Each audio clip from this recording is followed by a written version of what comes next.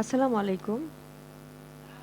ব্রেস্টের ফাটা দাগ নিয়ে অনেক পেশেন্ট বা মহিলা আমাদের কাছে প্রবলেম নিয়ে আসেন।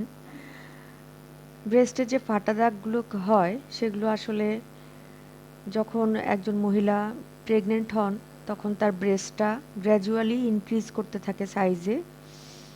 সে সময় থেকে তার ব্রেস্টের যে চামড়া সেটার উপরে একটা প্রেশার পড়ে এবং তার মধ্যে যে কোলাজেন এবং ইলাস্টিন টিস্যু এগুলোর কিছুটা ঘাটতি দেখা দেয়। এরপরেও যখন উনি মা হিসেবে বাচ্চাকে দুধ পান করান, সে সময়েও বাচ্চাকে দুধ পান করানোর সময় ব্রেস্টের মধ্যে যে প্রচুর পরিমাণে মিল্ক প্রোডাকশন হয়, মিল্ক জমা থাকে, সেই প্রেশারের কারণে স্কিনের উপরে অতিরিক্ত প্রেশার পড়ে। তখন এই স্কিনটা অনেকটা এই সাইজে বড় হওয়ার চেষ্টা করে, কিন্তু স্কিনের মধ্যে যে কোলাজেন টিস্যু এবং ইলাস্টিন ফাইবার এগুলো যথেষ্ট পরিমাণে না থাকার কারণে চামড়াগুলো ফেটে ফেটে যায়।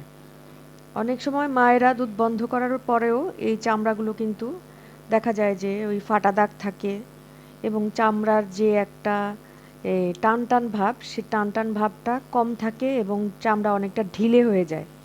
তো এই ঢিলেঢালা ভাবের মূল কারণ হচ্ছে আমাদের যে খাদ্য তালিকা, সেই খাদ্য তালিকার মধ্যে প্রোটিনের অভাব। প্রোটিন থেকেই আসলে কোলাজেন টিস্যু, ইলাস্টিন ফাইবার এগুলো আমাদের তৈরি হয়। তো এটা যদি আমরা খাবারের মাধ্যমে রেগুলার গ্রহণ করি তাহলে সেটা আমাদের চাহিদা পূরণ করবে। তো প্রোটিনের উৎস হিসেবে আমরা ডিম, মাছ, মুরগি এ ধরনের আমরা অ্যানিমেল সোর্সগুলোকে আমরা ব্যবহার করতে পারি। আর সবজি থেকে যেগুলো ডাল জাতীয় খাবার তার মধ্যেও প্রোটিন আছে, তবে সব রকমের এসেনশিয়াল প্রোটিন এটার মধ্যে থাকে না।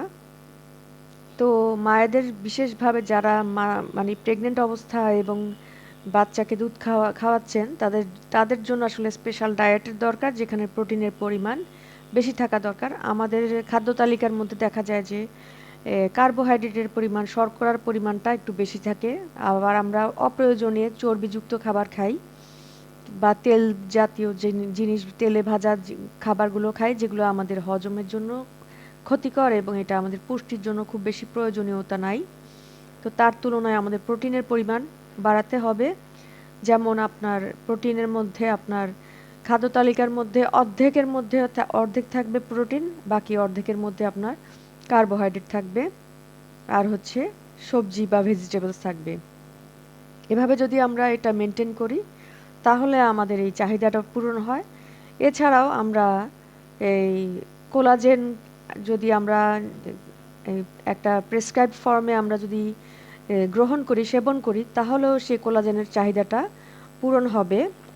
তো আমাদের একটা লোকাল কোম্পানি থেকে এই কোলাজেনটা আবিষ্কার মানে সাপ্লাই করা হচ্ছে।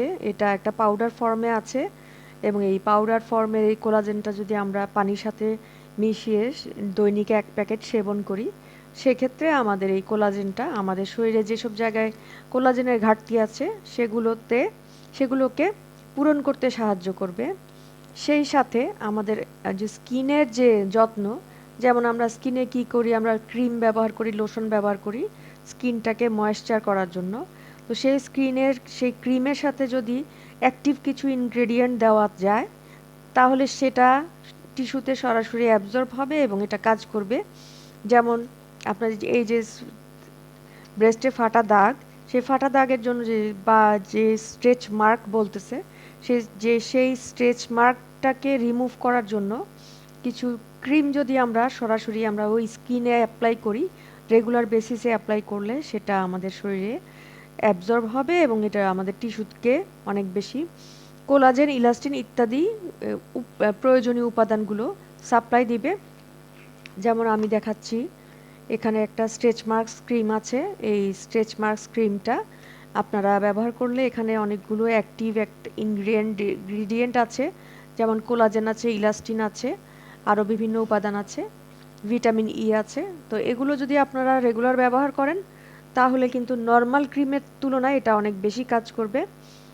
সেই সাথে আপনার যদি কারো ব্রেস্ট ছাড়াও শরীরের অন্যান্য অংশেও যদি আপনার ফাটা দাগ থাকে তাহলে সেক্ষেত্রে আপনারা ক্রিমের পরিবর্তে লোশন ব্যবহার করতে পারেন। সেম জিনিস আপনার লোশন হিসাবে পাওয়া যায়। এই ধরনের আমেরিকান ব্র্যান্ডের লোশন, এগুলো আপনারা রেগুলার ব্যবহার করলে আপনাদের যেসব জায়গায়, শরীরের যেসব জায়গায় আপনার ফাটা অংশ আছে সেগুলো আস্তে আস্তে কোলাজেনের ঘাটতি পূরণ হবে, ত্বকের যে ঢিলে ভাব সেটা কমে যাবে, ত্বকের টান টান ভাবটা ফিরে আসবে এবং ত্বকের ফাটা দাগগুলো মিশে যাবে আগের মতো, ত্বকটা অনেক সজীব এবং সুন্দর দেখাবে। সেই সাথে ব্রেস্টেও আপনারা এই উপাদানগুলো ব্যবহার করতে পারেন। রেগুলার ব্যবহারে অবশ্যই উপকৃত হবেন।